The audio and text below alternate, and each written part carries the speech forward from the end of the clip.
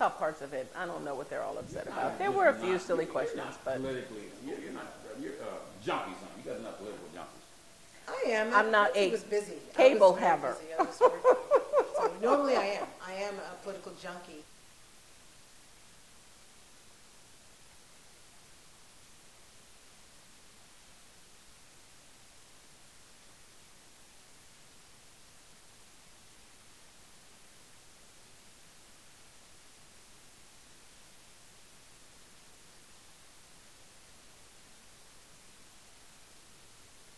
So You made that look, business. Jewel. What's wrong? We saved in our. Look, the person I am going to vote for,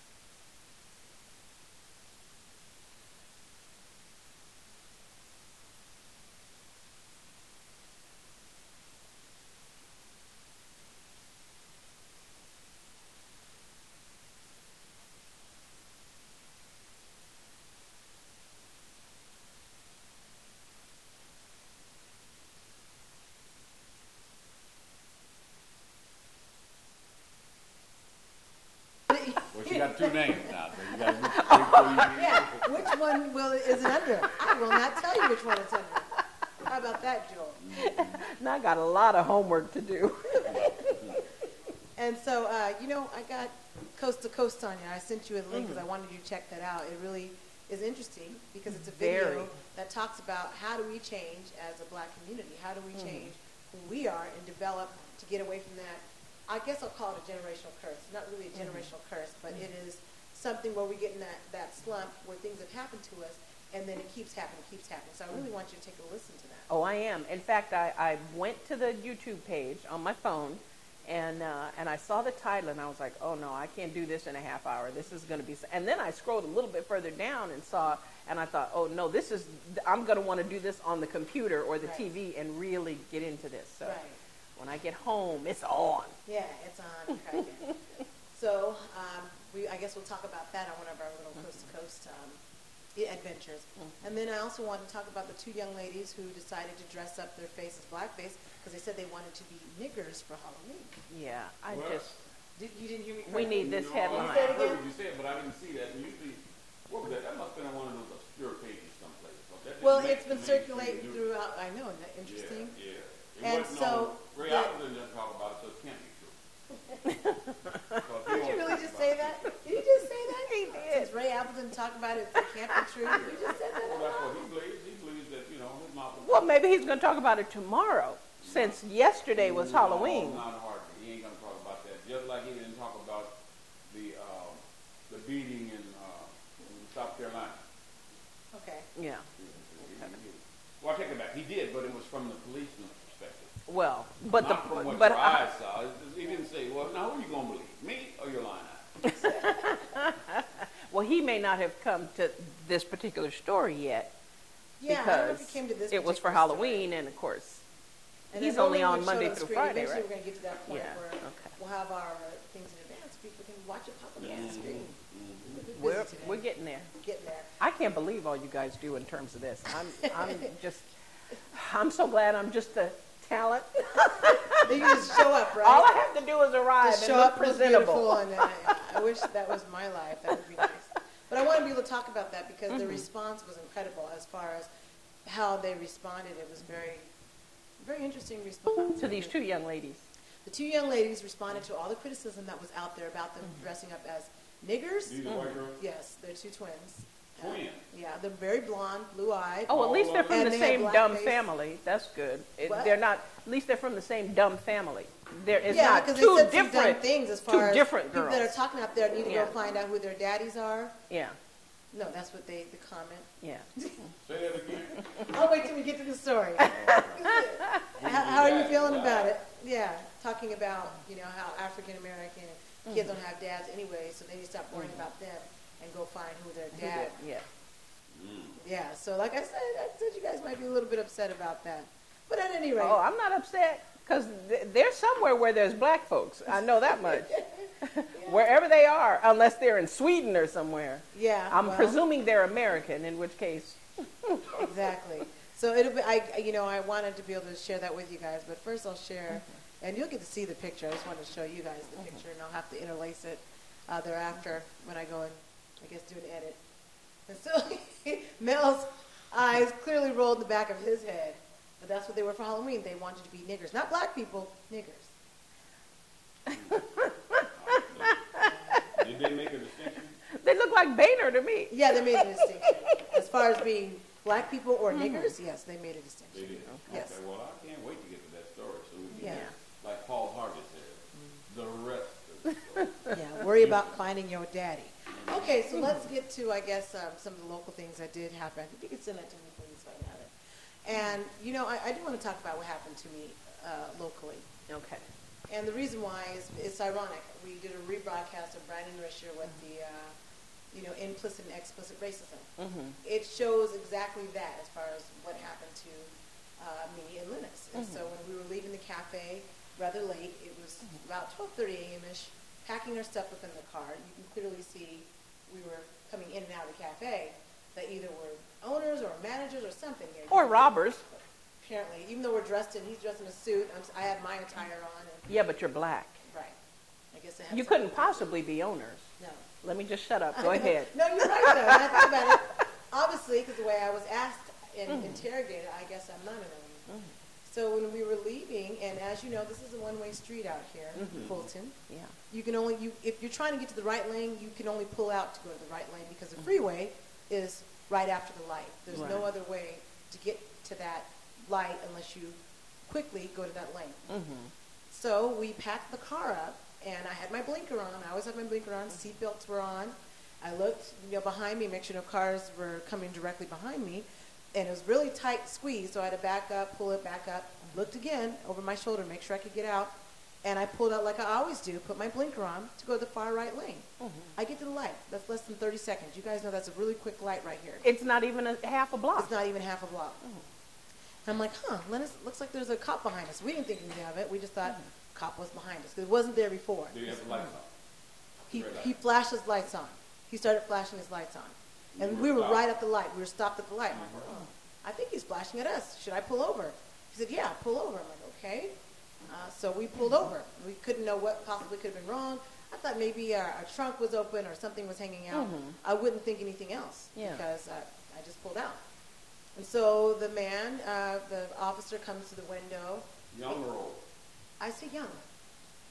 He was a younger officer. He says, I stopped you. Do you know why I stopped you this evening? No, I have no idea why you stopped me this evening. Well, you pulled out in the lane, and you're in the middle of the lane. I said, but I had my signal on. I was switching lanes. That's the only way for me to get over to the lane. Well, you just seem like you're all in the middle of the road. I'm like, okay, but we just came from the cafe. Oh, well, what were you guys doing come from there? And then he started asking, all the questions as far as where we were coming from. It's like, well, we own the cafe. We just came from right. He had to have seen us because no one else was behind us before that time. No one else, because I even looked. Because at nighttime, we looked to see who's behind us, to see who's in our surrounding in the first place. Yeah. And Linus had just finished packing up the car. So it wasn't an idea that we were running with stuff in our hand to make it look like we robbed in the place. It wasn't anything like that. And here we go with the lane changing. Right. What is it with the lane changing? You guys see that there's a one-way street. Right. If I have my blinker on, who cares if I'm changing the lane? Exactly. And I'm in the middle of the road. Now I'm all in the middle of the road. I don't care if you didn't put your blinker on. But how can I be in the middle of the road if it's right behind me? Yeah. How can I be in the middle of the road if you're right behind me and there's a light? How am I all in the middle of the road? And if you see from here, it's what, maybe about 15, 20 yards at the most from here to the light, if maybe even that. So how can I be? Okay, a little bit longer than that, maybe about 50 yards? Okay, so 50 yards, I'm pulling out, and even in that 50 yards, I'm driving slow. I'm driving about 20 miles per hour because the light's red. So I just want to get the lane so I can get on the freeway. Makes sense. And my blinker is on. So that's the thing, my blinker is on. So that still wasn't a reason to stop us. I said, well, I had my blinker on. I said, all I did was pull out from the curb. There's no other way for me to pull out from the curb. That's what I said to him. He said, oh, well, I also stopped you because your brake lights are out. And that's when I knew it was a lie. I'm like, okay, I don't want this to be a long night. And the reason why I knew that the brake lights were not out, because Linus had just changed the lights. So I knew I was just being randomly stopped. That's when I already knew. I'm like, okay, I hope it's not a problem. Did you offer to get out and let's take a look at those lights and see if they're out? No, I was actually fearful to get out because for him to stop me in the first place, saying that I was all in the middle of the road. And about lane change signals, which I think is. So I already knew, I'm like, okay, this can only go one or two ways. And I've seen it end up badly. I've seen my brother get beat up in front of my house with cops when he was trying to explain his house was right here, and they still beat him up. So I'm like, okay, well, don't need to get confrontational. I have a black male in the passenger seat, so we don't need anything to go down right here. So I kept my hands on the wheel the whole time that the man was talking to me. And so, but I was frightened. So I shouldn't have felt frightened. I shouldn't have felt that fearful. I shouldn't have been that dredging. This man's giving me third degree, asking me all these questions in my mind. He was alone? He was alone. He didn't have a backup? No, he had an SUV. He had a big SUV type. I've seen those driving around Fresno. So that's already intimidating. Once you see it behind you in the first place, you know, I'm like, okay. The first thing they do is they put the spotlight on. That's what he did. To blind Which is you. blinding. Right in your mirror, so if you look, it's going to be reflecting right back at you. Exactly. So I couldn't see anything. So all I did was pull over. I said, Linus, what should I do? Should I pull over? So that's why I pulled over immediately. So what was his first statement when he got out of the car? First statement is, ma'am, do you know why I pulled you over? I said, no, not at all. Did he say good evening? Did he get any kind of greeting at all, or did he just straight to? He said, hi, ma'am, do you know why I pulled you over this evening? And I said, no, I'm not aware. I don't know why you pulled me over. Well, you were all in the middle of the lane. I said, but I just pulled away from the curb. Our shop is right there. Oh, you own that shop? I said, yeah, we own the cafe. Oh, really, this late? Yeah, we have late night hour. And that's what I explained to him, that we have late night at the cafe. Really nice. Oh. Well, because it's late night, I don't know who's around me. Because you wanted to really live. And I really didn't know where he was coming from, Mel. So in my mind, I started thinking, okay, San Jose. All the times I've gotten pulled over in San Jose, and I'm thinking about that. Those all went badly. Whenever my friends got pulled over, whenever we got pulled over, cops would get irate, and I remember, and this is what brought me back to point, because I talked to my girlfriend who lives in San Jose, and she was telling me how when she was pregnant and got pulled over in St. Louis, and she was crying because the cop made her get out the car and sit in the back seat of the police car, even though she hadn't done anything. It was just because she had California tags on, and they want to know, well, why do you have California tags in St. Louis? But she had just moved there, and her car was just moved there, and they had her in the back of the police car for about 30 minutes. Did they search her car? They searched everything. Oh, really? They searched her car, but she said she was in fear. Did she get paid? No. She didn't know. She didn't know the laws in St. Louis. She was petrified. This is a woman that's 6 months pregnant, trying to figure out what I'm going to do. I'm alone. I'm on this road, and I'm in St. Louis, and there's no one around. I don't even think her cell phone was dead or whatever the case was. It was just her in the back of this police car while he's searching her, figuring out who she was, asking her third degree, asking all these questions. And she was a nervous wreck by the time she got home. I said, it's probably a good thing that you didn't say anything, because in St. Louis they usually locking folks up. But I think because you're not from there, it probably would have been an issue since you were brand new coming out of California. Yeah. So she was saying it just brought her back to all the times we would get stopped and pulled over in San Jose, and when she got pulled over in St. Louis. So I'm already in a fearful mode because I'm already in the attack mode where he's saying I'm all in the middle of the lane. I'm like, you're trying to say I'm drunk driving. So all these things went to my head. Yeah. So I had to make sure I spoke clearly at all times, and I answered all of his questions. Every time he asked me for one question, I would answer. What am I doing out this way? Okay, well, we own the cafe. we work this late. We're actually the owners of the place there. Oh yeah, you guys own that? Yeah, we own that place. And then asked me about the car and all the situations. And at the whole time, I kept my hands on the steering wheel. He said, well, all in all, I still need your driver's license. I said, okay, officer, I'm reaching to the back seat to get my license, to get my purse. My license is in my purse. He said, go ahead. So he took the big light, flashed it in the back seat. I brought my purse, and I said, now I'm opening my purse to take my license out. Was he, when he did that, the flashlight was in which hand? I don't know. Mel, I was so petrified. I was just trying to make sure that... The reason I'm asking that is because usually they'll have one hand on their weapon and the other one, follows just in case. That's a good question. You might have to ask Lennis, though, because that part, I was not paying attention to that. Yeah. I was just trying to get my license, give it to the man so there'd be no incident, and then I told him, I said, now I'm going into my purse to grab it. So he made sure he put the light into my purse, and I pulled out my ID, and then I put my purse back. And I get my ID. Took a long time, though. Took a while. So I don't know if he's trying to find something on me or whatever the case was. No, they can tell in a matter of seconds. When they run that, they know right away. That's part of it. Go ahead, finish it up. No, I mean, that's the part I want to know. What are they looking for when they're taking that long? That's showing that they're in charge and they have control. Yeah. So we can waste your time, because I really don't have anything else to do. There's really no crime going on that I want to be a part of. But first of all, you're a woman, and I'm messing with you like, well, I must be a coward. So I'm going to spend much time right here messing with you so that if they call me, I can tell them I'm on call and I can get to that. Or it might be a shooting down the road or something. Gotcha. That's possible. That's what I feel about it. When they spend that much time. Because they knew. I mean, the guy, it didn't take him that long to figure out what was going on, whether or not you were intoxicated or were you, he was just being what officers do when they don't have enough to do. Wow. There's enough to do in this area. Well, yeah, I don't think it's because there's not enough to area. do. And this issue with the signaling, all I'm saying is what I have said before.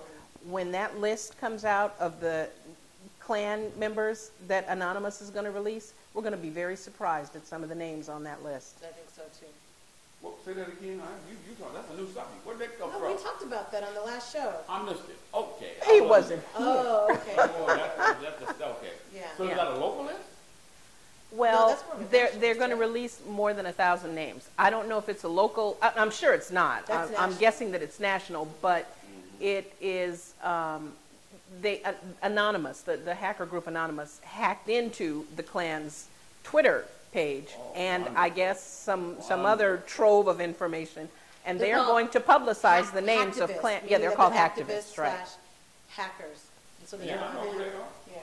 And they are So going we to be love publishing that. those names. And as I have said before, I think all of this blue mess that's been going on is much deeper than we realize. And I'm going to be, I'm just waiting, Anonymous. Please hurry. Because I think there's going to be some names on that list that are really going to surprise a lot of other people. They won't surprise me because I don't believe this is random. I've never believed it was random. What do you think this is? You think that's why John Boehner left? What? See how he did that? You making a connection I'm not getting. We'll talk about that on the break. I mean, you just look at him and then, not, hey. Okay. No, he is not that. He's not that stupid. He wouldn't actually sign anything. I ain't saying he ain't a member. He wouldn't actually sign anything. No, and you know what? He wouldn't sign. These are dull-minded people. I'm telling you, there are probably. You mean the ones on the far right. No, I mean the ones that would actually join the movement and sign things. The ones on the far right. Whatever side, we know they're not left, but whatever side they are, my point is that they're dull-minded. Nobody with any position or power is going to openly admit, or I mean, even in he this just led group, you in I know to- they are not going Okay. to. Yeah. He did it on purpose. is what Well. he did. I'm just trying to pick a fight with the people on the right, the far right, that is. You know what? Beating up on President Obama for that. I mean, Okay, but the truth, I don't think most Klansmen. I don't even necessarily think. Frankly, I don't think they're really that intelligent. I don't think they pay that much attention to politics. They just hate niggers. That's why they're in the Klan. Wait a minute. We have one of the Tea Party founders is a member, or was a member of the Fresno City Council. And now I think he's now a member of the Board of Supervisors. But is he a Wait a member of the minute. Klan? You know that old song about it's a thin line between love. Well, Now you have gone way off. Let us get back to the story. So anyways, normally a cop is going to give you a fix-it ticket if your brakes are truly broken. Yeah. He didn't even bother to give us a fix-it ticket. He said, well, I'm just going to give you a ticket this time. I said, okay. I said, I wasn't aware that our brake lights were out. And Liz says, yeah, we just got those fixed, so we were really shocked. He says, yeah, well, I'm not going to give it to you this time, so I'm going to let you folks go. And, you know, I was mad the whole way home because I'm like, I know. Did you get his name and badge number? Jewel, and everybody asked me that. I don't blame you because I've been I was pulled over so when I knew I had distraught. done nothing, and I couldn't even think straight. I couldn't think because I shoot. was so shocked for even being pulled over in the first place. Because everybody asked me, and this is the first time I posted an incident happening to me to Facebook. I didn't know I was going to get all these responses like that. You know what? We really need to follow up. We need to call Fresno PD and find out what officer was working this area on that night at that time. Yeah. Because it's not acceptable to get pulled. You know what? Let me say this. If you pull me over, you better give me a ticket. Yeah, I know. There better be a reason. At least There for that better long, be a reason for your having pulled me over. for a long time too. We need to find out who this was. Or else what? Or else I will find out who your supervisor is. I will use this as a bully pulpit.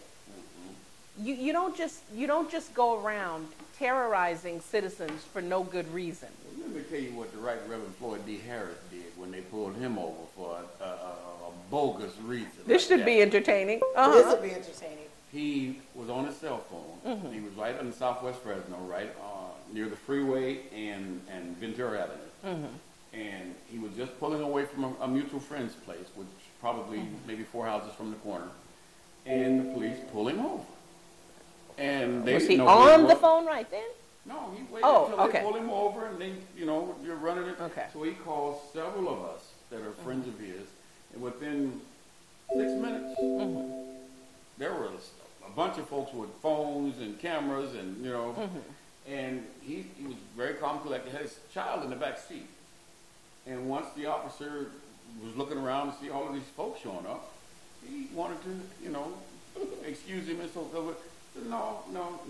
I want the area supervisor of the day. I want you to call him right now. And boy, he got animated because he had his backup with him. And they came out, and I think he got a good scolding. And what it was an older officer doing a training, riding with a younger officer, and he was trying to show him, the process. Well, Maris got through with him. I don't think they want to use that as an example anymore to stop What somebody did they like pull him that. over for? So same thing. Yes. Well, you pulled away from the curb. We thought you were, you weren't driving correctly. Same thing though. So same thing. Yeah. So I'm he in the just middle of the kinda road. made I'm telling you, it's not random. But you know what? That just goes to show we really need to have a distribution list on your cell phone that says POPO, right? If you ever get pulled over, all you got to do is press that button, and 7 people are going to get the message right away. I know I would come. You call me at 12 a.m. and say, Jewel, I just got pulled over by the cafe. I'll be there before you finish the sentence. Okay.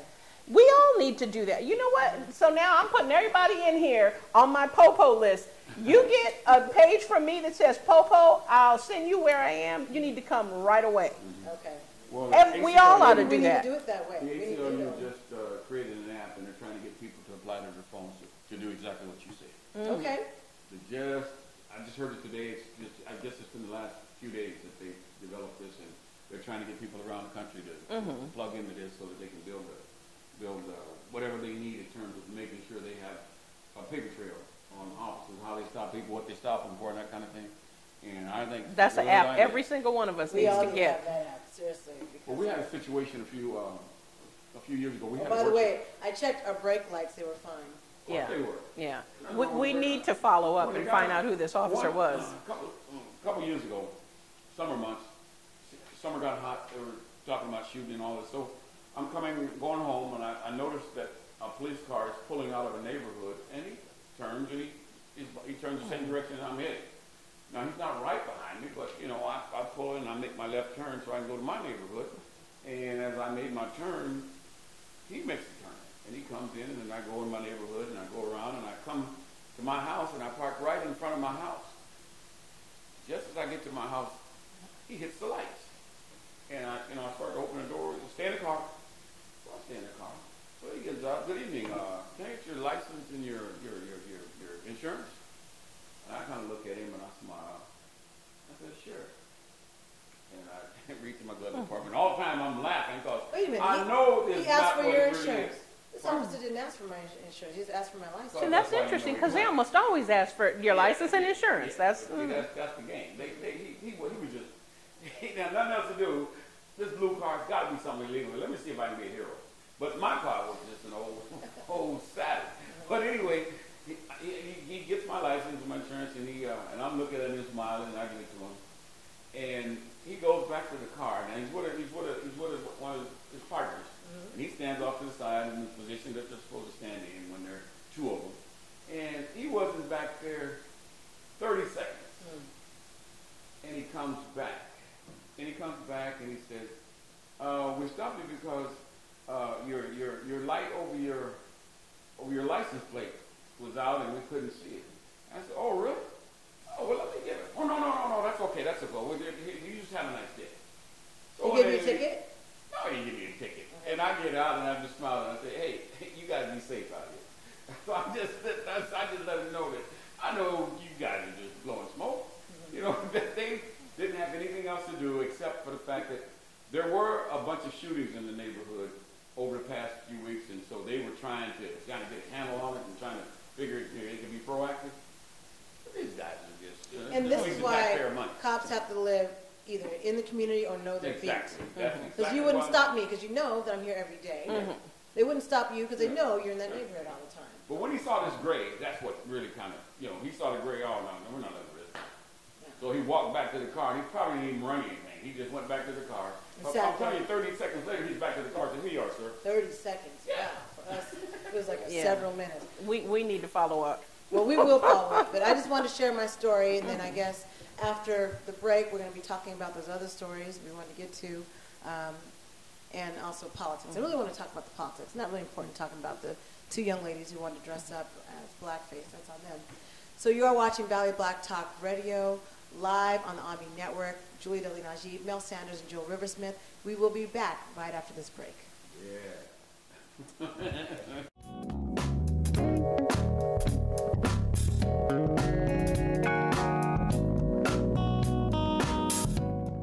When you have credit card debt, the debt suckers' high rate and high pay are everywhere. Ooh, they're making another minimum payment. Great. Most of the money goes to us. We'll suck the life out of them. Because your credit card rates are so high, you can't get rid of the debt suckers alone. Their minimum payments are in vain. No, that's juicy. But one call to Consolidated Credit can get the debt suckers off your neck. Thank you for calling Consolidated Credit. Oh no, they'll lower his rates and consolidate his bills into one low payment. He'd pay off his debt in no time. Consolidated Credit drives us batty. Call Consolidated Credit now. Call now and get your life back. Oh, because debt sucks. Call now. Call Consolidated Credit at 1-800-810-0786. That's 1-800-810-0786. Call now. This is important news for women using birth control medications and devices. If you or a loved one have been diagnosed with a pseudotumor after using one of these birth control drugs or devices, you may be eligible for a cash award and medical expenses. Contact the law firm of Davis & Crump right now if you or a loved one have used one of these birth control medications or devices and were diagnosed with a pseudotumor to see if you are eligible for a cash award and medical expenses. Call now. Operators are standing by. The following is a paid presentation for Luminous Air. People have said to me, "You look amazing. What have you done?" People ask me if I'd had a facelift. People asked if I got Botox. These women all switched to a new foundation. People come up to me and say, "Your skin is beautiful." It's not a skincare lotion or potion. It's not even plastic surgery. I will have people say, what are you doing? You look younger. It's a huge leap forward in makeup technology. This is what I used to look like 10 years ago. And it can help you look 10 years younger instantly. I've had 2 people actually tell me it looks like I have porcelain skin. It's the Airbrush Beauty Breakthrough Luminous Air, the most exciting new beauty product in years. It's the revolutionary new way to apply makeup that gets results liquids and powders can't match. I love it. I love the way I look. I looked in the mirror and I was like, whoa. It's a miracle makeup. It's the only makeup I will use. Today, you'll see dozens of women who've modernized the way they do makeup and transformed their faces instantly. They are ecstatic about their results. Your skin almost glows. I have gotten my youth back. I look better than I've ever looked. Luminous is a magical result. The makeup you're using can look dry and cakey. It exaggerates your pores and wrinkles, and it can make your skin look rough. Keep watching. You'll learn how you can go from this to this. You'll learn all about how you can have smoother looking skin, eliminate the problems of traditional makeup, and look 10 years younger instantly with the magic of Airbrush and Luminous Air. Airbrush makeup was born in Hollywood because it gets the very best look. Oscar and Emmy award-winning makeup artists switched to using airbrush because it eliminates the heavy, unnatural look of liquids and powders. Airbrush makes everyone who wears it look younger. V. Neal is an 8-time Academy Award-nominated makeup artist. She's worked on some of the biggest movies in history, including the Pirates of the Caribbean films and The Hunger Games. She knows how beautiful airbrush makeup looks. It's a really flawless, very soft, velvety look. Plush. It gives your skin a really plush look. John Elliott is an Oscar nominee and was the head makeup artist on Desperate Housewives. Airbrush makeup.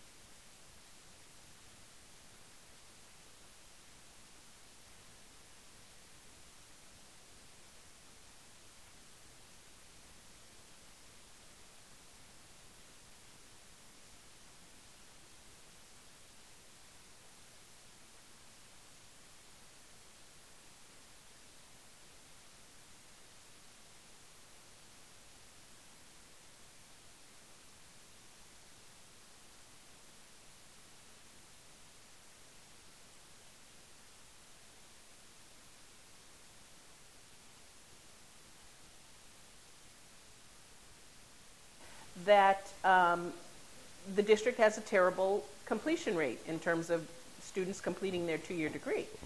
And the numbers that he gave, Dr. Stewart challenged, and he said, in fact, the problem is you are sending us people who are not ready for college. And Dr. Stewart had his own numbers that came from, I think, the state of California College Board or something. Everybody, you should go and read the article. I think it's at the Bee online, but it was definitely in Friday's paper, but you can probably read it on. Our numbers are commensurate with the numbers all over the rest of the state, which is admirable considering that you are sending us students who are not ready for college. They get here and they have to take a whole bunch of remedial classes.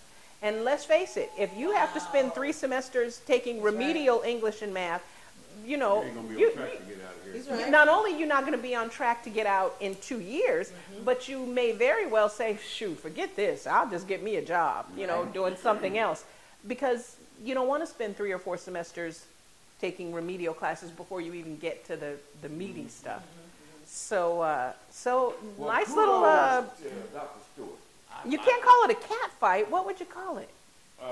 It's a rooster fight? What is that, a rooster fight? I don't know what you call it, but it sounds like to me you putting a foot to Dr. Hanson to get out of here. Yeah. So yeah. that's just more fire. Well, and then right next to that article, there was a poll conducted by ABC 30 saying that 70% of respondents to the poll say that Hanson should at least take a leave of absence while all this FBI investigation stuff is going on. So I don't know. No, of course he's not. You got to, you know. You guys remember my prediction? What was your prediction? You said that he'd be gone by December. Christmas. Oh, Christmas. Yeah, you did say Christmas. Yeah, that's what I'm saying. And I'm telling you, it's going to be close. Because the heat is on. I mean, you don't have Dr. Stewart shooting over the wire at another 8. These guys are in the same That's too unusual. No. Normally you don't do that. There's going to be some, it's just some sparks are flying someplace else too. That ain't the only place it's flying. If he's gone by Christmas, I want to know, I got some other questions to ask you.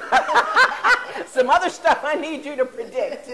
Some more predictions. That's the easy one. You got to do something easy. That's the easy one. And that much is going against you. And the weakness of his board, he's got to do all the fighting himself. He has no help on that board. Who? Which? Mr. Hanson. Okay. He has no help on that board in terms of giving him the support he needs, other than when he tells them to vote yay or nay. But as I see, what's being done now is those 4 are being picked off. They're being put on the spotlight, and they're not used to that. They're used to saying, he gives them the script, they read the script, everything goes away. Did you know that Fresno Unified employees, the classified employees, got a $5 raise? $5 an hour raise. That's a lot. Yeah. Wait a minute. $5 an hour? Yes. I would say I'm working in the wrong district, but we probably make more than they do. Yeah. I'm going to check it out, though. I'm going to find out. It's ironic that it happens right now when everything is going, you know. Because normally that wouldn't happen. Because, you know, I remember us even protesting for that, for classified and for the teachers for raises. And we couldn't get it. Yeah, and So we that's still ironic. haven't got it. We keep getting these little 2% bonuses, whatever you got. Just give me a raise. Hell, 2%. There you go to What is Unified 2%? right here. Although I want to be clear, I love my job. And wait, and I'm not saying that. I'm not saying that to keep it, because God has never left me jobless for long when I didn't, you know. I mean, there was that period, but I took that as a vacation. I've been working since I was 15 and a half. But I do want to say, among classified employees at community colleges, State Center is one of, if not the best payer in the nation. So, I'm sorry, not the nation, the state. So, you know, my complaints are soft ones. And also you said locally, more local news, you said that there's a forum for people to be able to meet the candidates for chancellor. Right. There will be, 12th? yes, Thursday, November 12th, beginning at 10 a.m. The first candidate is on at 10 a.m., and that's Thursday, November 12th in the old administration building on the 2nd floor in OAB 251. And that is open to the public. And of course, we at Valley Black Talk, you know how we roll, so we encourage you, members of the public, to attend the Chancellor's Forum, meet the candidates for Chancellor, and question them. Okay. I know How important is we'll that? be questioning them. How important is that? I think it's very important if, A, you have students in the community college system, or the high school system for that matter, because they're going to be going up to State Center. I also think it's very important if you're just a community member like you who wants to know why are you spending, what is your feeling about spending this amount on Oakhurst and this amount on the Southwest Center, or whatever it is. If you're a community member who's concerned about what the community college district is doing, you need to be there to question these incoming, or question the candidates, because one of them will likely be the incoming chancellor. So even the community can attend. I just want to make sure we're clear. It's wide open to the community. Now, the only thing, they you can't know. elect, but they can ask questions. Right, can't elect, but you can ask questions. But you all know what the parking is like. Okay, so you need to. November 12th. Be there early and be maybe prepared to walk a little. Okay. During the day or evening? What time is this? At 10 in the morning. 10 o'clock in the morning. 10 to 11 is candidate number 1. Yeah, whose idea was that? You have it at 10 o'clock in the morning. Where a public forum to allow the public to participate. Yeah. How many people they want from the public to be there? I know. 10 o'clock in the morning. I know. But there's some of you out there that can make it. Work. I agree, though. I totally agree. Should have been in the evening. I don't know what those trustees thought about that. I don't know. You know what? I imagine they should be there. So maybe, Mr. Sanders, your first question can be, whose idea was it to have this so-called public forum at 10 o'clock in the morning when working folks is working? And that could be your first question. Would be in class, right? 10 a.m.? Well, it's because classes, some students will certainly be in class. Yeah, but classes are stacked. You know, there are classes 9 to 9:50, 8 to 8:50. So you might have a class that ends at 9:50 and then not have a class until noon, or the way classes run. But it seems like the majority, from what I remember, have the classes. They're all during the day. Yeah. They're during the day. Yeah. It would be better for students too if it were at a later time. Input from or in class. Because people go in the evening, they're there, they're focused on, look, I did this so I can get out here and get that job. Yeah. The others are trying to get so they can go to Fresno State or to another higher learning institution. So they're there. Their schedule is more like our traditional student that's going 2-3 days a week or whatever, and they're busy all during the day. Where it seems to me that should have been the evening time to have that interview with the potential of who's going to be the next. That's what I would have said it at 6 o'clock. That would have been a better time. I think that would have been. But they didn't ask me. And it speaks to, like most institutions, the lack of common sense. You know what? And I really think that I don't even think it's necessarily about not having too many people from the public. I think people just don't think, oh, well, we'll do it at 10 o'clock. Because they're there, right? Because it's better for them. Yeah. So. All right. Well, we know that that's November 12th at 10 a.m. Got to see what my schedule's like. Yeah. Yeah. 3 candidates. So. There are 3? 10 o'clock. Yeah. Have they named them already? The first one is 10 o'clock to 11. The second candidate will be 11:10 to 12:10. And the third candidate will be 12:10 to 1:10. Those are awkward times. And what I'm thinking about, I guess maybe that's the best way to do it, but I'm thinking about the debates. I want to see, I want to see how you together. I want to see. I want to read your body language. You want a death match for the chancellor. Who do you folks think we need to have here? Let's see what they look like under pressure when they're, and the difference between this guy and that. I guess you get the same result when you ask them one at a time too. I guess you can get the same one, but you've been watching the debates too much. I remember a few years ago we were looking for a superintendent, and we interviewed a bunch of folks who came through.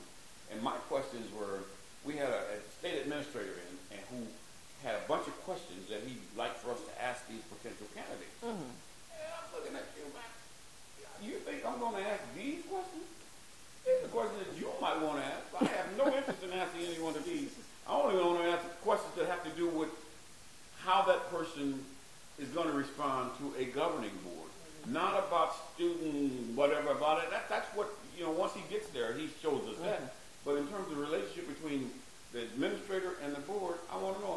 And I asked, they had about 4 candidates, and I asked everyone this question about the relationship between the board and the superintendent.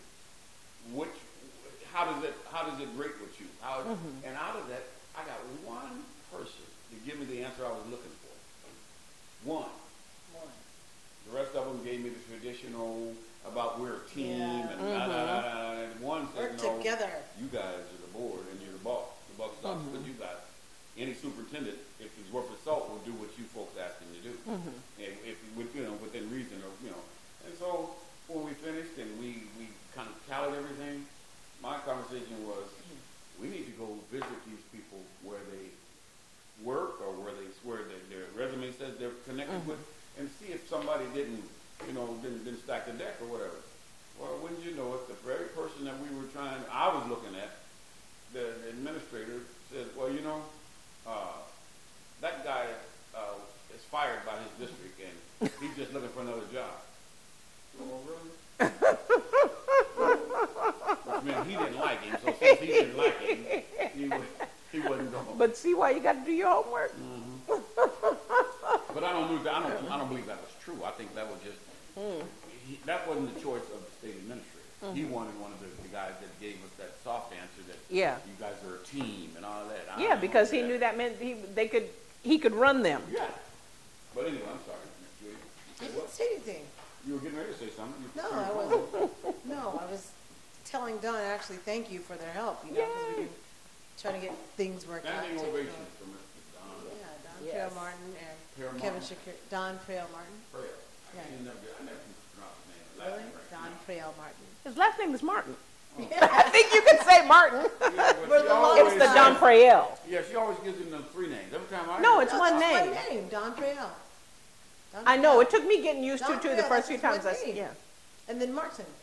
It's okay because he would say that some people think that Prael was his last name. I thought it was his middle name. All one name. But I thought that too for a long time until one day I saw it in print and I was like, oh.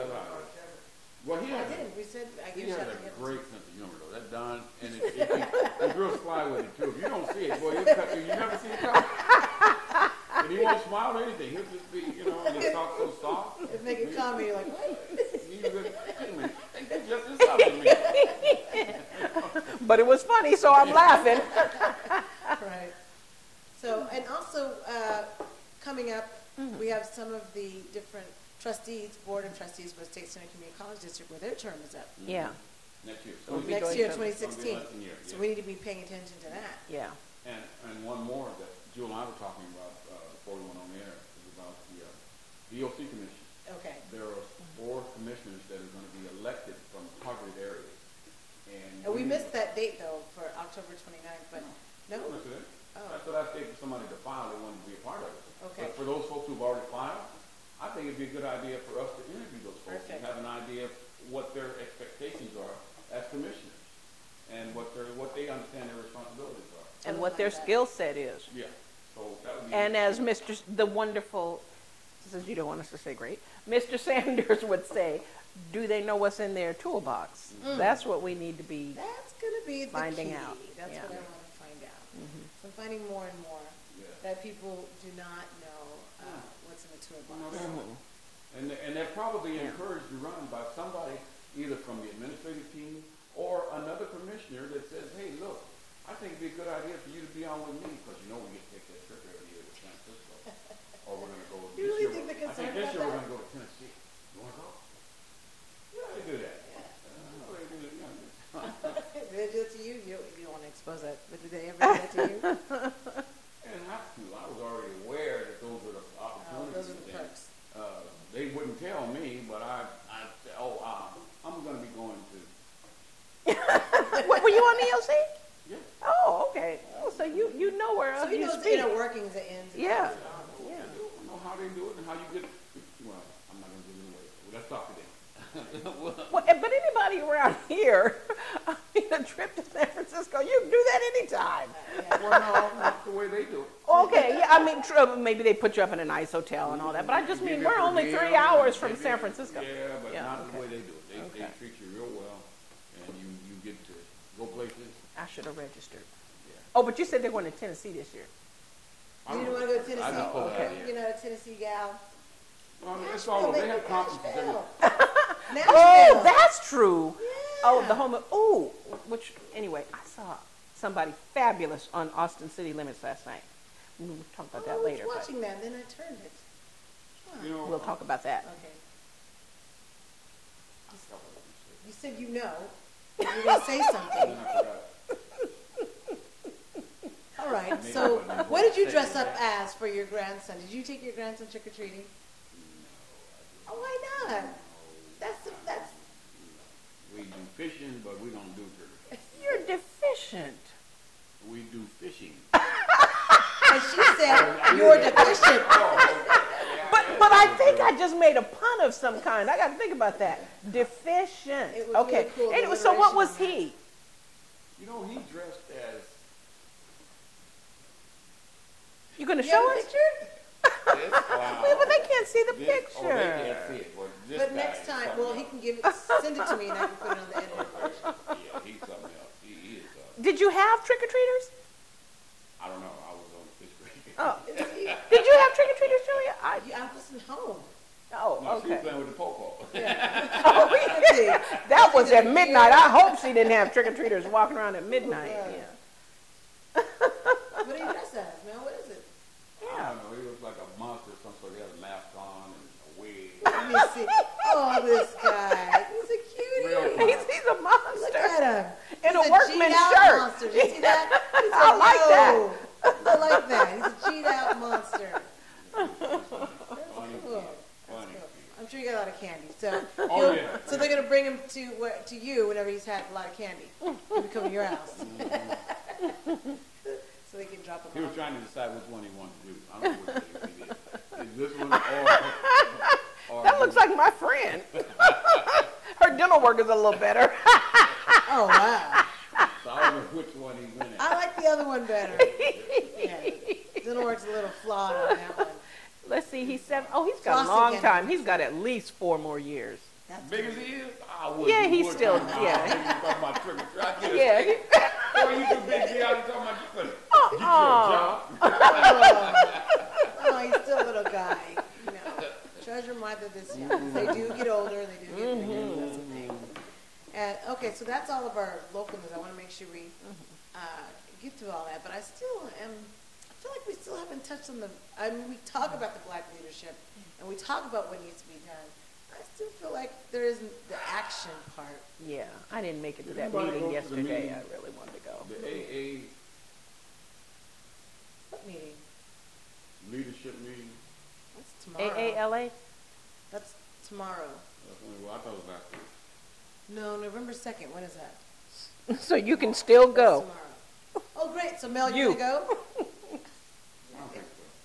Yeah, so I think it's there. I think it's tomorrow in the evening time. I think that's when it is. I haven't had a meeting during that time, so I won't be able to go. So let's designate Jewel to go. How about that? Jewel's not excited about that. Jewel actually on live. It's at 5:30, so one of you can attend. I'll be at a meeting from 4. I will. 5. You didn't have a meeting. I will tomorrow. You see this guy? Don't you just sometimes just want to thump him? One of those thumps. Get a big thump. So, but yeah, that would be the African American Leadership something. It's called Alliance, and that's. I'm not sure though. I guess it's supposed to communicate to all the. Your concept was connecting to all the elected officials in the community as far as people with juice. That's what that can assist people the that change. can make stuff happen. You want the people that can say it in that room and then make it happen. Yeah, they can make it happen. Not people that you talk about it and then have to go back and ask somebody else, what do you think about this idea? You want people that the buck stops there. When they go back, they can make it happen. Gotcha. And that was my. And right now, it's mainly community members that are wanting to see change, and they're just part of that leadership forum. And I think Alva Baines, District 3, he's more so of the head of that. That's what I see it more as. Like a community group. I mean, and it's a good thing. It's a good thing to have the community meet, but it's not your original conception. And so that group still needs to be put together. Because you need people who can actually, like you say, you go to the meeting and somebody says, I think we need to do whatever, wherever, somebody can actually say, you know what, I can take care of that. My organization can do that. Not, well, I'll take back the information you've given me. I'll relay it to my boss, who will relay it to someone else, and maybe in 3 months we might get back to you with an answer. That's what that was my premise for suggesting that you deal with people who have the ability to bring the resources to the table and to have it executed without going back and having to ask somebody else. That means you expedite the time. Plus, we're so few in number in our community in terms of African American leadership, the people in a position to actually make it happen, that we need to have that connection made so that when those folks, we know that who they are, they need to know how to help one another. They need to know what's in everybody's toolbox. So when they said they already know, well, you know what, we got $2 million coming in 2 months from now, and it's for this. What do you have? Okay, let's see if we can get, tie yours to this so that we can make this for our, that kind of thinking. Those are the kind of conversations that our community can benefit from. Other communities do it all the time. They do it all the time. Ours seems to be the only one that says, well, we have to wait till we see what falls from the master's table. And then we'll see, let's see if we can start a little fight. How about we just drop a few crumbs over here and watch them? And that's what's happening. As we know, that is what's happening. When you don't have that kind of understanding about how to make things work like that, we get what we got. Gotcha. And well, any news from Hanford that we should know about that we need to be? No, I'm not going to surprise you yet. I'm going to hold it just for a little bit more. There's some, I don't want to, say it and it doesn't happen. Somebody hears about it and they go over and mess it up. No, we're going to wait till we get it locked down and we get the key so we can turn it ourselves. And last question I had for you, Jewel, did you get a chance to go to that meeting for, you said, the Freedom School? No. Okay. No, I'll tell you, I had a very odd morning. Yesterday morning. I'll tell you about that later. But I am going to get in touch with someone who I think was able to make it. Okay. And see if I can find out. Because sincerely, I'm interested in helping if I can help. Gotcha. And it fits my schedule. We'll go to our last break, and let's just go right into the debate topic, because I'm really interested in talking about that, especially the comments that Ben Carson said this morning, and some other issues dealing with the politics. So you are watching Valley Black Talk Radio on the ONME Network with myself, Julie W. Najee, Mel Sanders, and Joel Riversmith. We will be right back after this last break. Join us.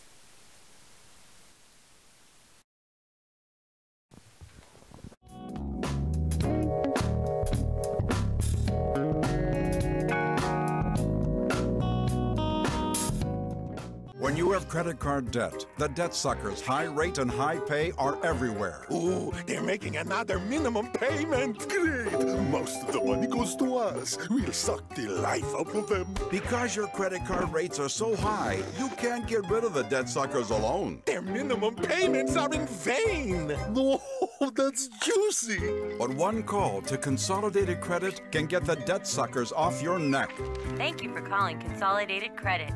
Oh no, they'll lower his rates and consolidate his bills into one low payment. He'll pay off his debt in no time. Consolidated Credit drives us batty. Call Consolidated Credit now. Call now and get your life back. Oh, because debt sucks. Call now. Call Consolidated Credit at 1-800-810-0786. That's 1-800-810-0786. Call now.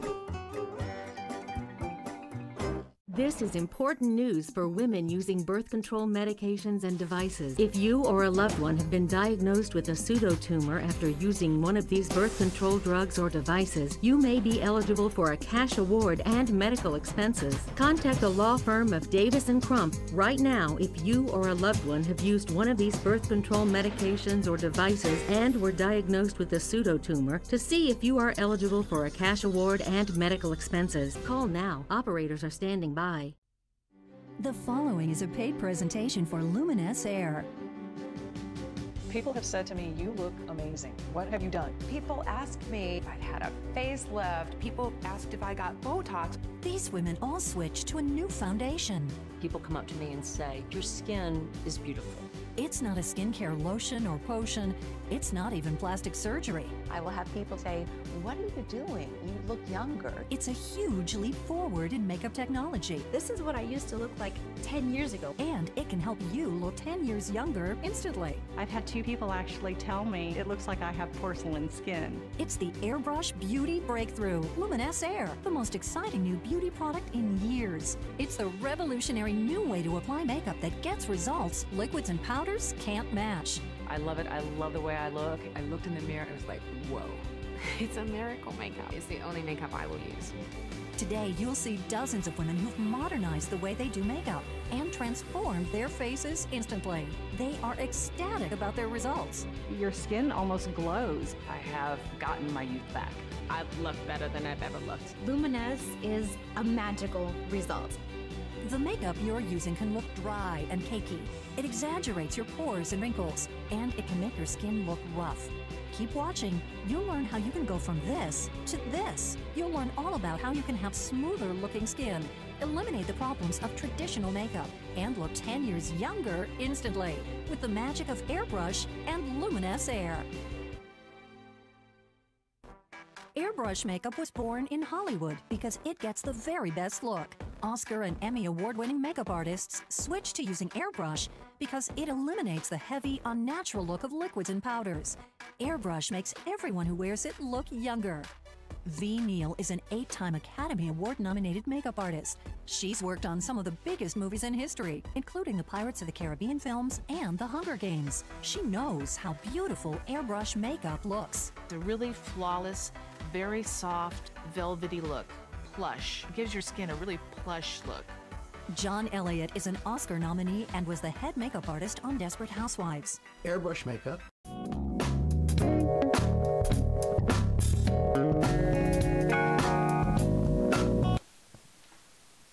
Welcome back to the last 25 minutes or so of Valley Black Talk Radio. You are watching it on the ONME network with Jalita Linaji, Mel Sanders, and Joel Riversmith. I just showed you guys a clip at the break.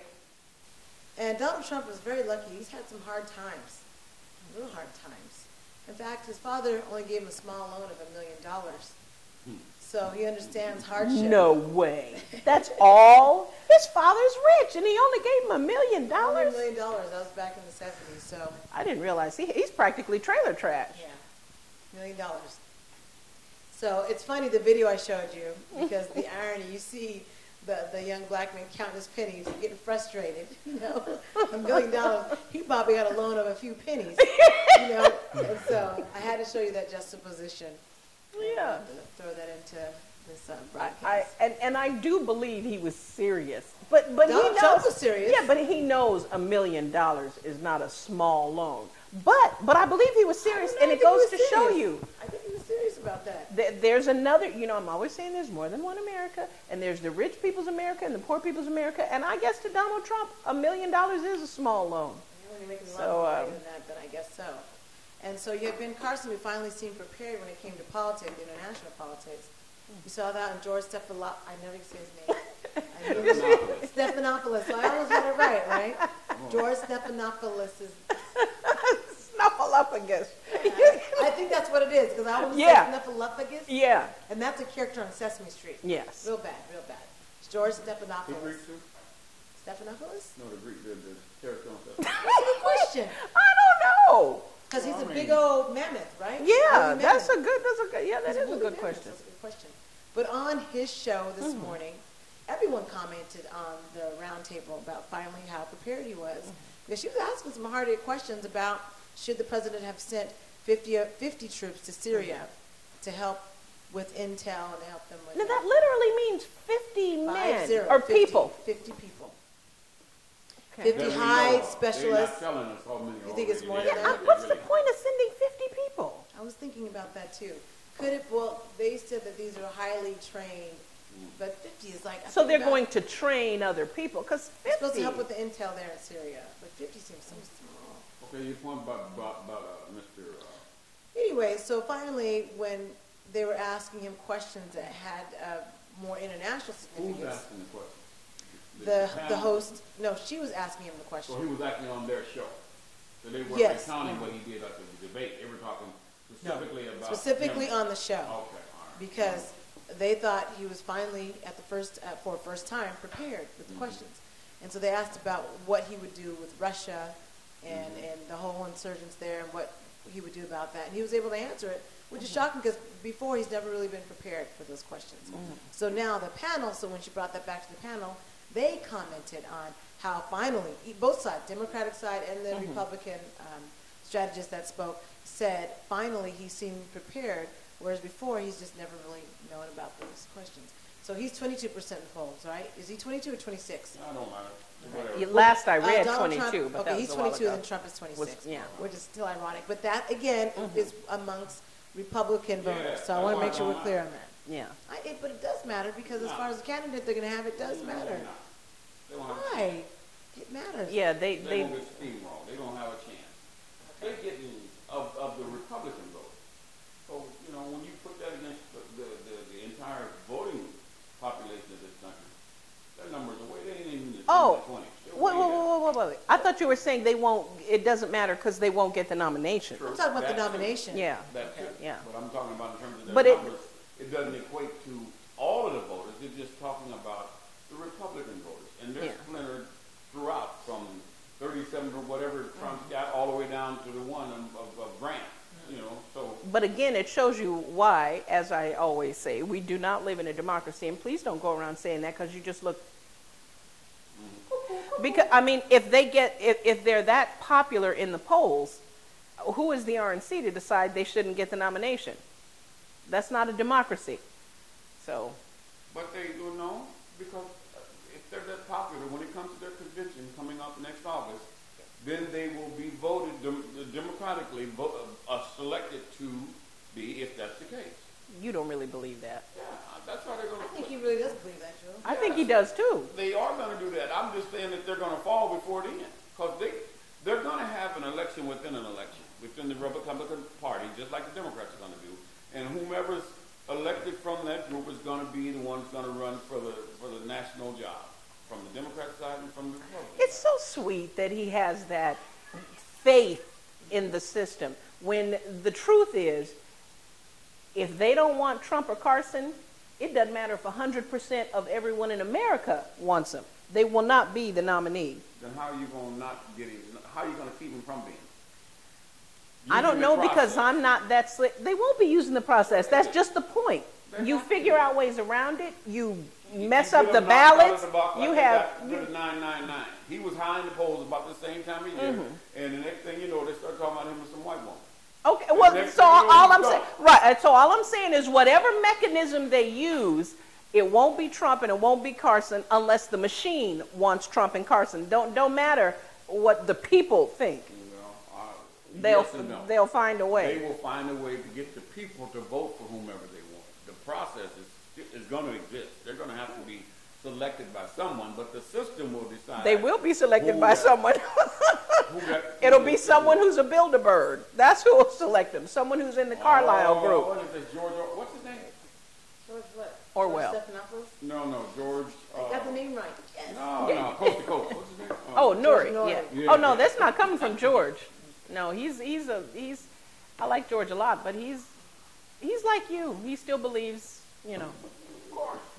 So okay, as far as how they were treated on Wednesday in the debate, on the Democratic side, some strategists think that they shouldn't be really crying because you're going to have hard-hitting questions regardless. Yeah, but what were they supposed to be talking about? Well, and that's the point.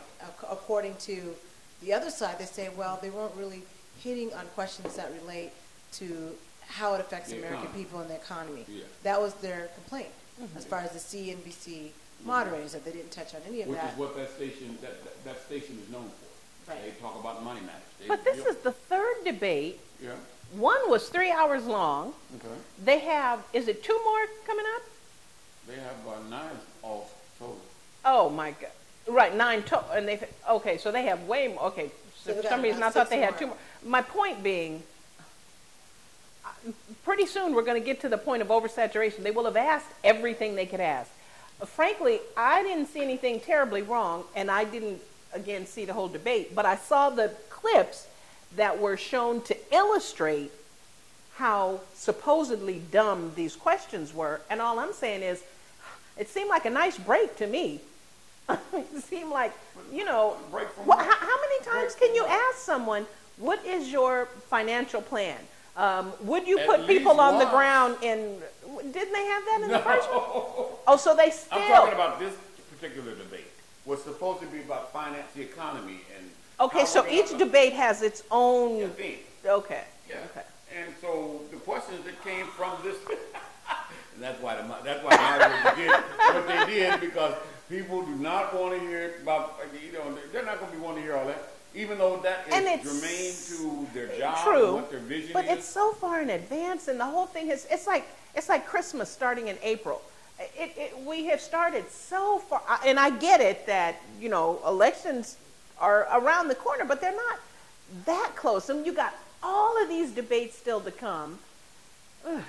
So they're talking about pulling that from CNBC's second debate that was supposed to be through CNBC, so they won't be doing that debate.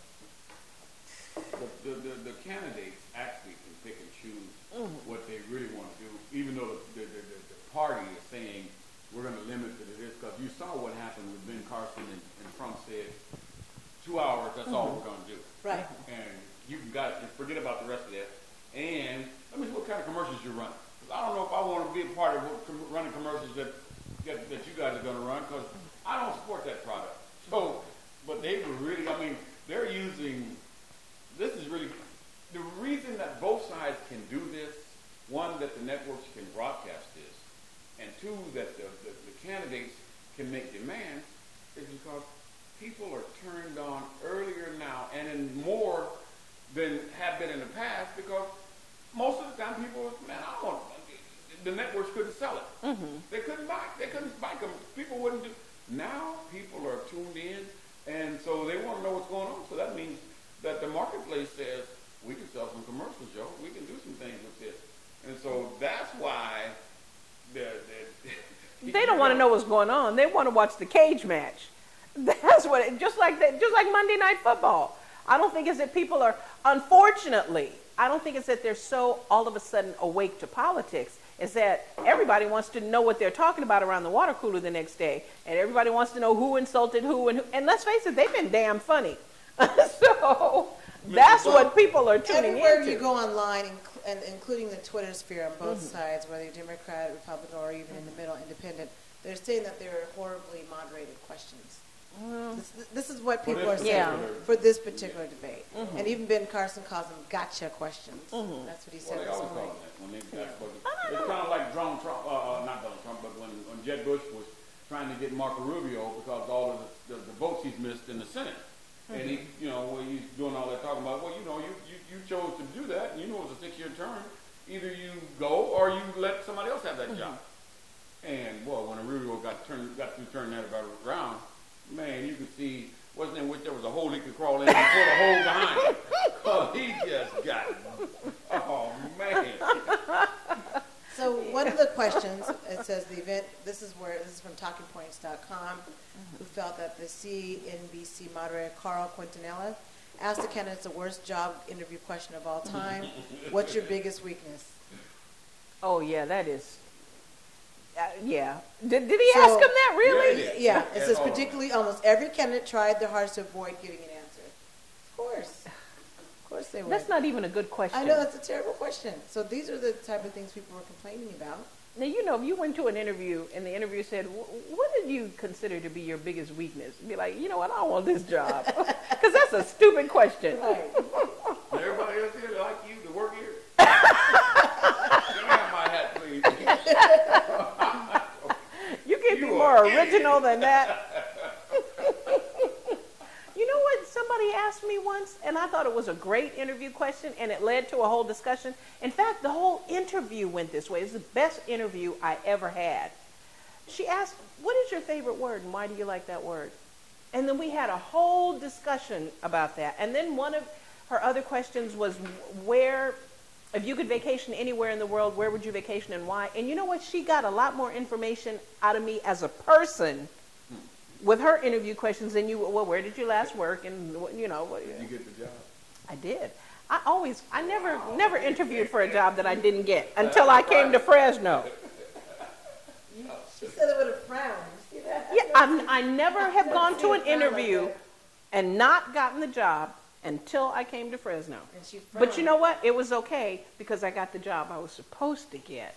And that's what matters. Isn't God? All the time.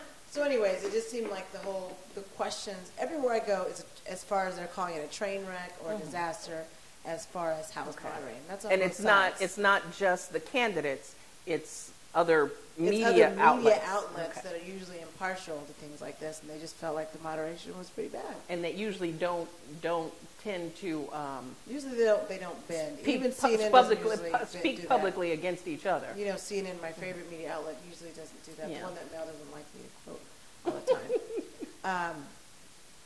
Right, Mel? You believe that they're neutral now. They're not biased one way or the other. They are neutral to a point versus other media outlets. You really believe that? I really know that. Well, they're not Fox. Right. They're not Fox. No. They're not MSNBC. No, they're not. No. Even the Huffington Post has its middle ground somewhere. They have a way. And they got you fooled. Okay. I think you got fooled because you only watch TV. I read.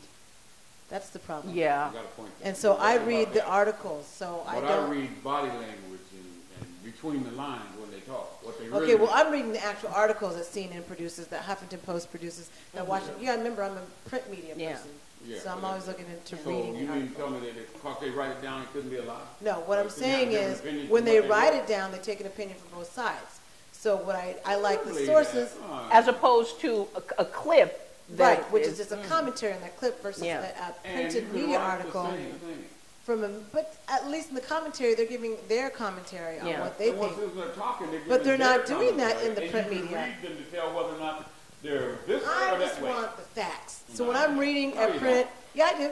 So when I'm reading the print media version, I'm getting the nuts and bolts of the information. I'm not getting and a lot more information than a 30-second. I'm not getting an editorial. No, I'm not getting an opinion. No, I'm not. There's a difference between an editorial and an actual news article.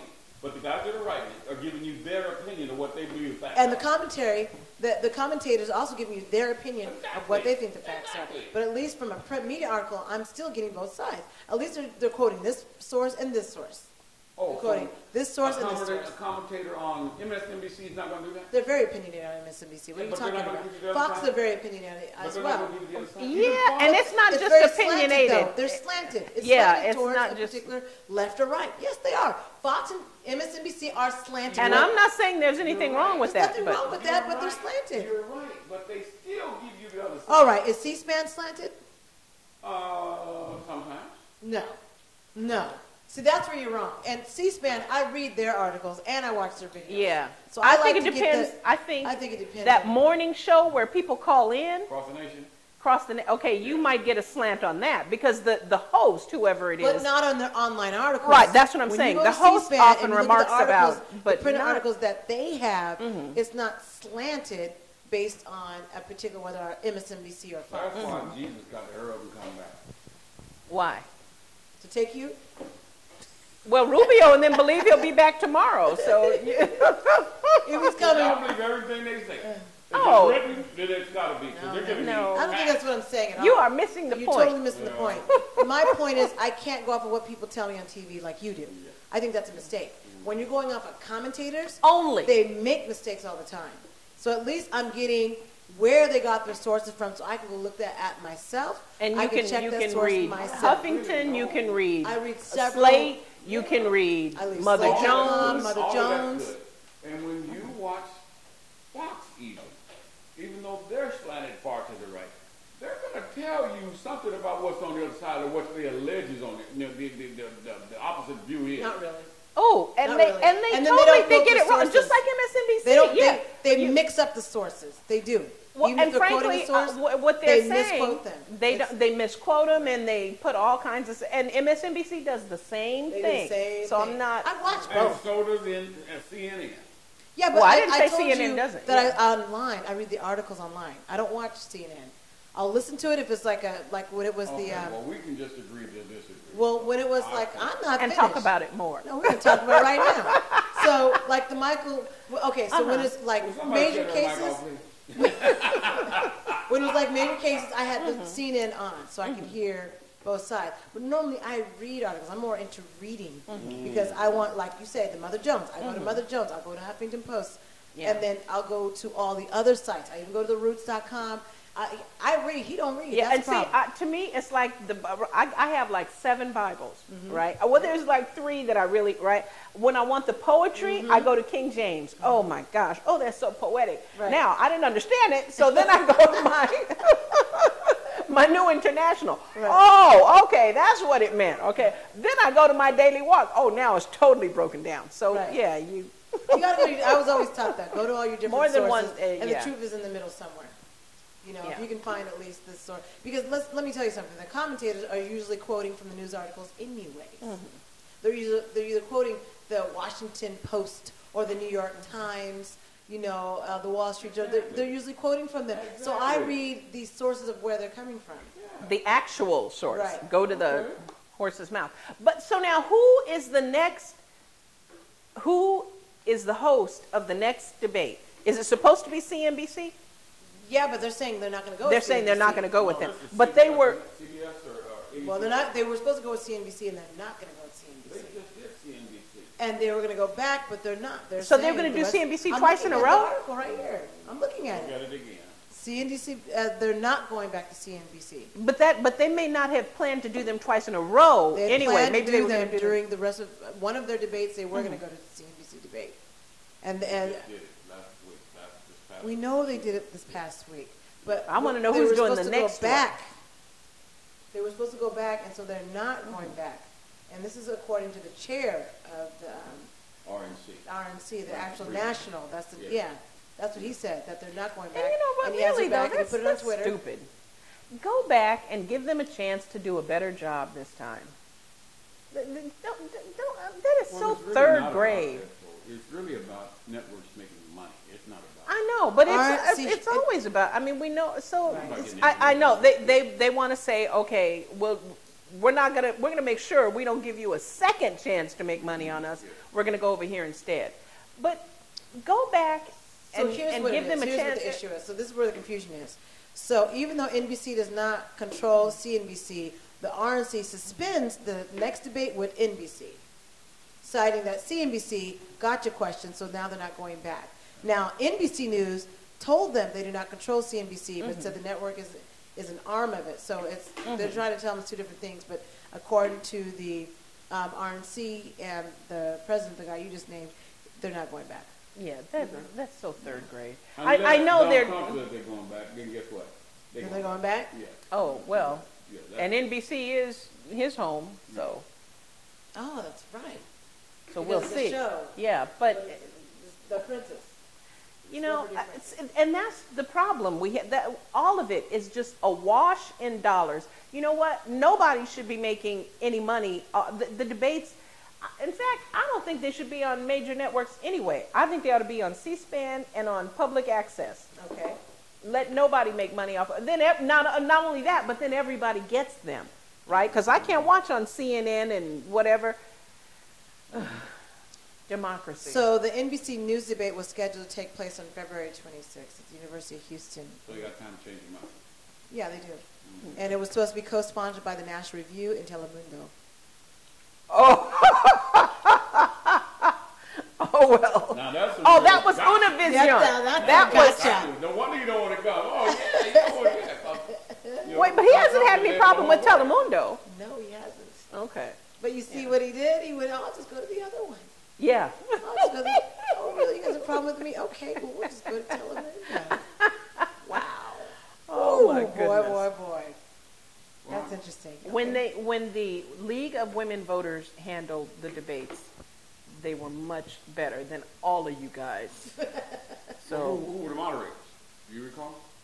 Gwen Ifill? Is that her name? I don't recall. I just know it was a better system, and they took them away from. Well, when you have that many candidates, I mean, that's a no. This is a long time ago. Yeah, I know, but even today. they could be much better today. Even when you compare the Republican debate versus the Democrat debate, it was more substantive with the Democrats. They got a chance to talk about things that mom and pop and the rest of the folks on the table wanted to talk about. Whereas the Republican piece was about, gotcha. How come you didn't show up for work? How come you didn't vote? But that's on them. That's not, I mean, that's partly because there are so many, but that's their person. If you want to snipe at each other instead of answer real substantive questions, the network, that's on you. Guess what? We sold another $1 million ad. Because what, Mel? Because they got theirs. You get yours. Well, okay, so speaking of getting yours, you think Hillary Clinton has gotten hers? That was another topic that was part of the debate roundtable discussion. People think she's done. You can stick a fork in it. Of course, Hillary Clinton? That's what they said. Oh. On the Democratic side, people, Republicans said that. They think she's done. You mean not? It's just beginning that she's going to get to this Bugatti. Did they not see her testimony? Yeah, they saw it. They mocked and well, they saw it. Did you guys see the move, the most famous move that she made? With the laughing, they were mad about the laughing? No. Well, they did get mad about the laughing. Oh, did she do that? I didn't see that. Oh, man.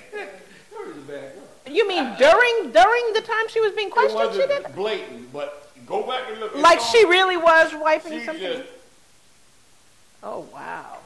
No, I didn't see that, but I have to say this. I am very, very disappointed with the International Longshores Union, which my dad belonged to for years, for coming out and supporting Hillary Clinton. That's not cool at all. First off, they didn't have to declare this early. And second off, I would think that the Longshore Union, who has blocked up ports up and down the coast in favor of important things that they should have been shutting down the ports for, I would think, I would think that they would have more affinity with Bernie Sanders. That's, I mean, if you're just talking about, just because I like him, I know that doesn't mean everyone likes him, but ILWU, talk about going with the establishment candidate, ILWU, I'm really disappointed, really disappointed. They did not have to come out this early, and certainly not for Clinton. 2 minutes, what are your final comments? I think she's absolutely right. I think they should have waited, if they were going to do it, waited until at least February, March, before they got into endorsing someone, because Bernie Sanders is talking about kitchen table stuff that every household is talking about. They want to know about these issues. That's true. Unless, if he wasn't in the race, Hillary Clinton wouldn't be talking about near the stuff she's talking about. Exactly. So, and just because she's talking about it now does not, exactly. His track record says he's a man that believes in what he's saying, and he's always been saying it. So, exactly. I heard on KPFA the other day, they did a segment on Bernie Sanders stuff. Democracy Now? No, it was the morning show. We'll wrap it up because we got 1 minute here. Commentary, and they looked at his life from the time he started in politics and move up the ladder all the way to the Senate. And he's been saying the same thing consistently for decades. And now Hillary Clinton picks it up. And I like Hillary Clinton, make no mistake. But shame on ILWU. Too bad Jackson ain't here, but boy, she would have been there to the death. He just like he doesn't have a chance. And I like what he said, but where are they going to get the money for all those things? You know what I mean? No, you sound just like Miss Jackson. Anyway. Well, we hope people enjoyed this edition of Valley Black Talk Radio. Join us for our Grown Folks Night Out. Pop up here on a Friday, our first or third Friday. In fact, our first one will be November 6th, and it's going to be with Kevin Shakur, who is the DJ Shake. DJ Shake in the house. There will be some grown folks liqueurs, I'll say, or liquids, adult drinks. This is making me laugh. I know. That's why I'm trying to look that way. And so hopefully you can join us this Friday, and that's November 6th. And if not, you can join us the 3rd. And that will be at 9, thank you, from 9 p.m. to 1 a.m. Cafe Roma, located on 550 North Fulton Street in Fresno, California. So even if you're coming from anywhere else throughout the Central Valley, maybe you can join us. Yeah. Otherwise, we appreciate you watching this edition of Valley Black Talk Radio on the ONME Network with myself, Julie Deli Najee, Mel Sanders. Yes, I won't say the great, but the wonderful Mel Sanders, and a wonderful, the beautiful Jewel Riversmith. Have a great Sunday evening. Good night. See you guys.